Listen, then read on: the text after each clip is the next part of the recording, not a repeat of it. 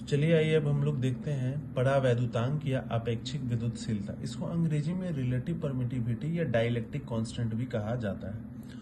तो देखिए आइए देखते हैं कि क्या होता है परावैद्युतांक। किसी माध्यम की निरपेक्ष विद्युतशीलता एवं निर्वात वायु की निरपेक्ष विद्युतशीलता के अनुपात को परावैद्युतांक या अपेक्षिक विद्युतशीलता कहते हैं। तो एक्चुअली क्या है, तो किसी भी माध्यम की निरपेक्ष विद्युतशीलता, ठीक है ना।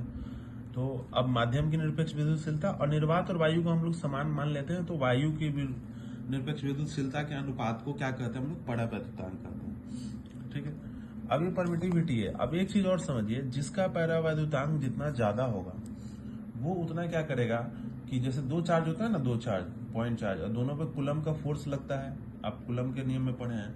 तो अगर दोनों चार्ज को अगर निर्वात में रखे हैं तो कूलम का फोर्स एक दूसरे पे ज्यादा लगेगा। लेकिन वही किसी माध्यम में जैसे पानी के अंदर डुबा के दोनों चार्ज को रख दिए, तो अब उसका अपेक्षिक विद्युतशीलता क्या हो जाएगा, पानी का होगा तो बदल जाएगा। और पानी का अपेक्षिक विद्युतशीलता क्या होता है, निर्वात की तुलना में ज्यादा होता है। तो जिसकी विद्युतशीलता ज्यादा होगी उसमें फोर्स का विरोध ज्यादा होगा, यानी कि एक चार्ज दूसरे चार्ज पे फोर्स क्या करेगा, कम लगाएगा। ठीक है, तो चलिए हम लोग इसको देखते हैं जरा कि कैसे निकालते हैं हम लोग इसको। तो हम सबसे पहले लिखेंगे कि हम जानते हैं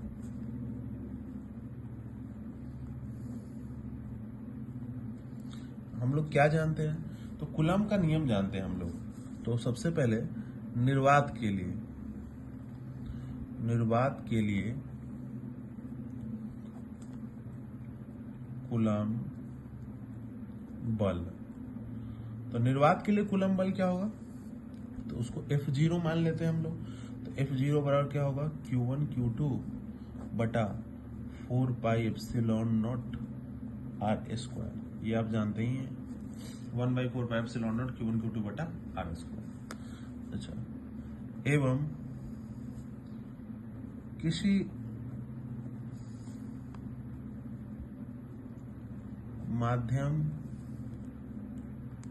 के लिए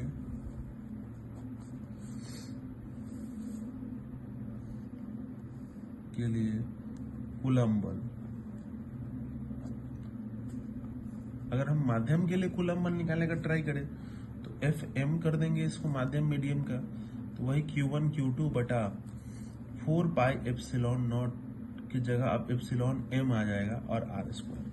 अब देखिए इसमें क्यों Q1 Q2 है, R स्क्वायर दोनों का डिस्टेंस सेम है, क्योंकि हम लोग चेक करेंगे ना तो चार्ज भी दोनों सेम ही रखेंगे। जैसे एक बार निर्वात में रखे, एक बार पानी में रखे, तो चार्ज दोनों सेम रखेंगे।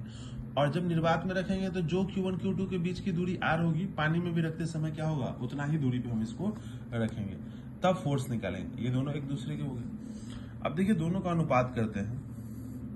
अब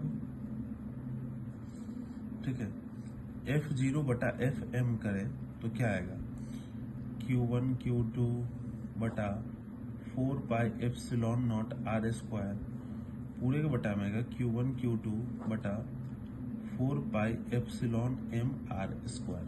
ठीक है, अब जैसा कि आप लोग जानते हैं, है ना, कि ये दोनों बीच वाला गुना होगा और नीचे लिखाएगा, और ये लास्ट और ऊपर वाला गुना होगा, ऊपर लिखते हैं।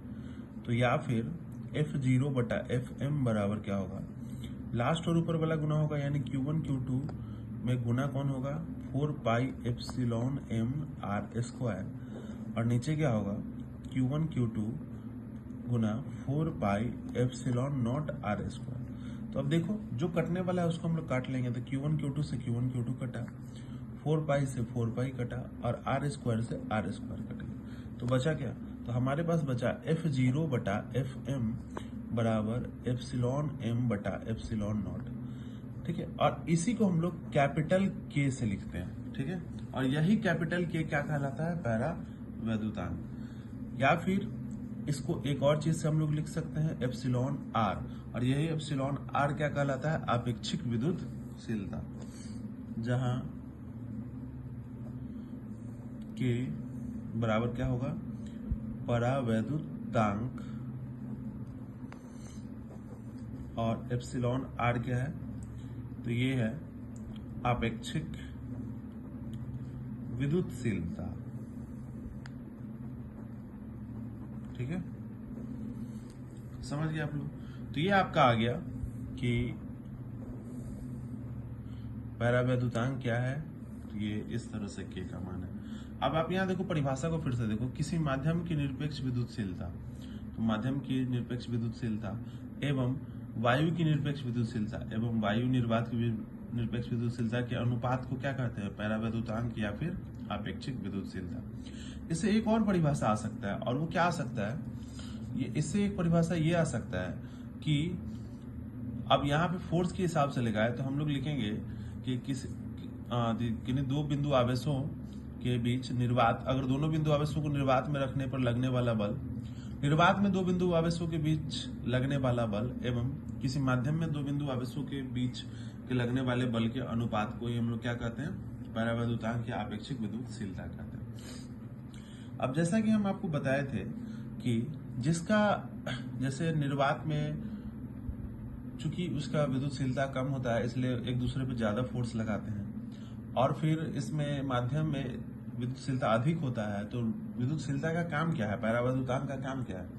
तो परावैद्युतांक का काम क्या है कि एक चार्ज दूसरे चार्ज पे जो फोर्स लगा रहा है उसको रोकने का काम करता है। तो चूंकि किसी माध्यम में परावैद्युतांक ज्यादा होता है, इसलिए क्या करता है कि वो उस माध्यम में फोर्स कम लगता है। तो चलिए आगे हम लोग देखते हैं कि अगर परावैद्युतांक ज्यादा है तो कैसे एक चार्ज दूसरे चार्ज पे फोर्स कम लगाता है, उसको थोड़ा समझने का ट्राई करते हैं, नोट के द्वारा समझेंगे। अब जैसे एक चीज समझिए, धातु का परावैद्युतांक क्या होता है? अनंत। धातु जिसे विद्युत धारा प्रवाहित होता है उसका परावैद्युतांक क्या होता है? अनंत। अब क्या लिखा है कि दो आवेशों के बीच लगने वाला बल निर्वात वायु की तुलना में माध्यम में कम होता है। वही बात हम कह रहे हैं, कैसे कम होता है। तो अब आप देखिए जरा, यहाँ पे है क्या कि आपके यहाँ पे F0 बटा Fm बराबर क्या दिया हुआ है? K दिया हुआ है ना कि अब Fm उधर जाके गुना होगा, तो F0 बराबर क्या है? K into Fm। इसका क्या मतलब है कि Fm अगर छोटा होगा तब ना उसमें कुछ गुना करेंगे तब किसी और के बराबर होगा, है ना। तो F0 क्या हो गया? अधिक हो गया, और Fm क्या हो गया? छोटा। जैसे मान लीजिए अगर ये दोगुना है तो दो यहाँ लिखेंगे, दो गुना करेंगे इसको तब बराबर होगा, तो इसका मतलब ये छोटा है तभी तो इसमें गुना करके बराबर करना पड़ रहा है। जैसे उदाहरण के लिए 20 बड़ा होता है और 5 क्या होगा? छोटा होगा, तो 5 में कितना से गुना करेंगे? 4 से, तब ना 20 के बराबर होगा। यानी छोटा है तभी तो गुना करना पड़ा, तभी तो बराबर है। तो यहाँ से क्लियरली हो गया कि जो F0 है वो ग्रेटर देन किससे है? Fm से है। समझ में आया बात? और यही बात हम समझाना चाह रहे हैं। तो अगर निर्वात में दो बिंदु आवेशों के बीच में बल ज्यादा है और माध्यम में बल क्या है? कम है, तो इसका मतलब ठीक उल्टा होगा कि इसका विद्युतशीलता क्या होगा? ज्यादा होगा माध्यम का, और इसका विद्युतशीलता कम होगा।